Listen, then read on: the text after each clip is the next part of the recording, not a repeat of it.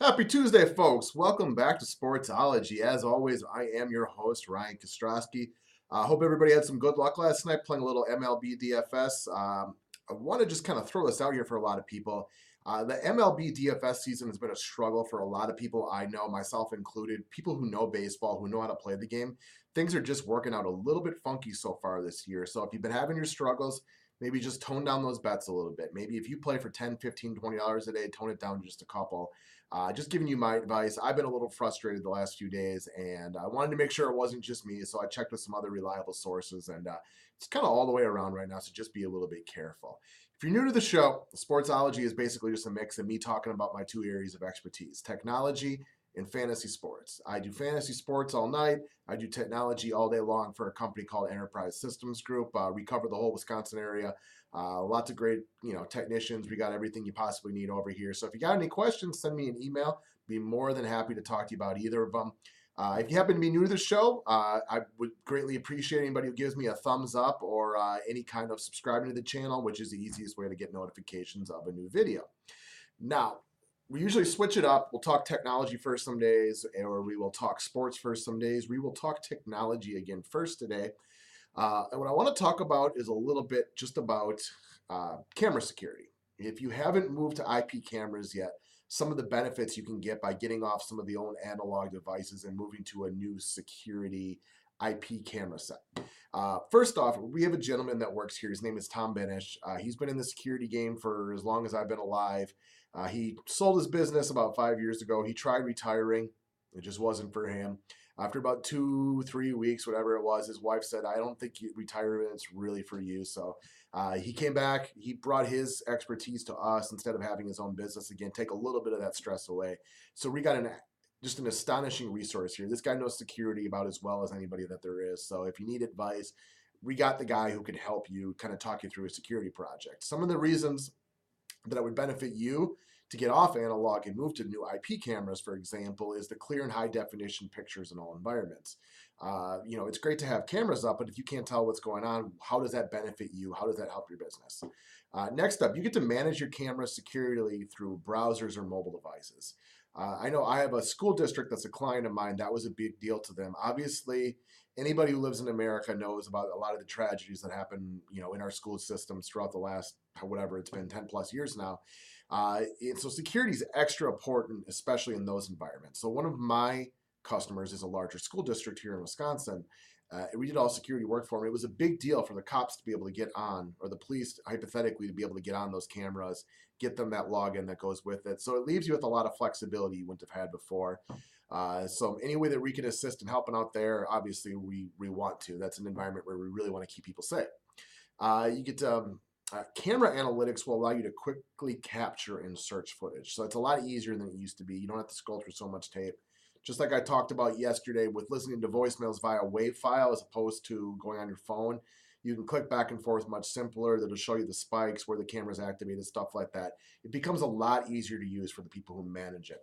And the last thing I'll break up is the recording storage that can be on premise, it can be virtualized, or it can be held in the cloud now. So I think we all kind of understand on premise. That's pretty simple to understand.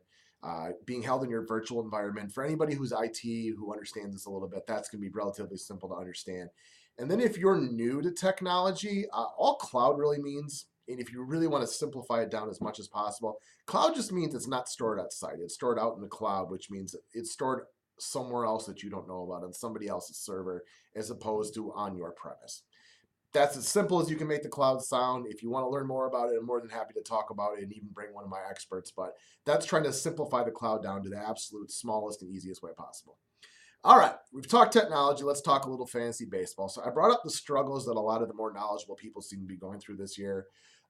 Just like yesterday, in cash games, you basically had to start Arenado. He had the perfect start, and he ends up bringing up 0 points. So the 66% of people who started him, because that was the way to go, all fall behind. So it's just been a very unpredictable season so far. We don't have a lot of data to go off of. If you need to, take some time off, step away for a couple of days, or just really keep your bets lowered. But here are some of the guys I've been checking out today. Stephen Voigt from the Athletics seems like a really strong play catcher today. He gets to battle up against Mike Palfrey, who gets hit much harder by lefties. Voigt hits righties much better than he hits lefties. just looking at the righty-lefty stats there, and his price point seems like a real good play. Okay. Virtually every right-handed Pirate hitter is in play tonight. This isn't me exactly going out on a limb. I think everybody will target the right-handed hitters for the Pirates tonight. Your Sterling Martes. Be a little careful with McCutchen at that high price. He looks pretty poor at the plate lately. Now, he got a day off yesterday, so I actually really like him maybe in a tournament because I think a lot of people are kind of soured on him at this point. And that day off sometimes just jumpstarts a superstar. So I don't like him in cash, but I do like him a lot in tournament, if that makes sense. But every right-handed Pirate is in play.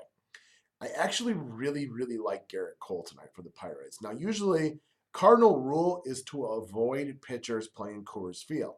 Not only is Coors Field the air thin, so you hit a lot more homers, but to try to offset the easy home runs there, they made the park very big. So not only can you hit home runs very easy because of the thin air, but there's lots of room for triples and doubles. That's why the hitting statistics are always inflated there. But I love Garrett Cole tonight. He is so far priced down because of the Coors Field factor. He has pitched better in every start this year. He's gotten stronger. More strikeouts, better results in every start. I think he could shut down the Colorado Rockies tonight. He's that good. Check him out. Brian Dozier, seems like things are finally kind of starting to turn around from him. I still think a lot of people will be off him, but at 4,200, I think he makes a great turning play tonight. He's got extra base hits in back-to-back games. If you want to go very contrarian in a stack tonight, check out the Padres. Now, people won't be on them because Johnny Cueto is one of, he's a top 25 pitcher in baseball right now. And the thing is, John Jay, Matt Kemp, and Alexi Ramirez have all hit him very hard traditionally, like very hard. So the wind is blowing out about 20 miles an hour projected for San Francisco tonight. So that might be something that could be a sneaky stack tonight. Pujols is 4 for his last 8 with 3 home runs, and he has crushed Edison Volquez in his career. And lastly, I brought him up yesterday. He didn't do much last night, but Nelson Cruz is 7 for 14 with 2 home runs off the struggling Dallas Keuchel. So that's what I got for you today, guys. Check it out. If you got any questions, you can email me, and I'll be more than happy to talk to you about fantasy sports or technology. Thanks a lot, and have a great day.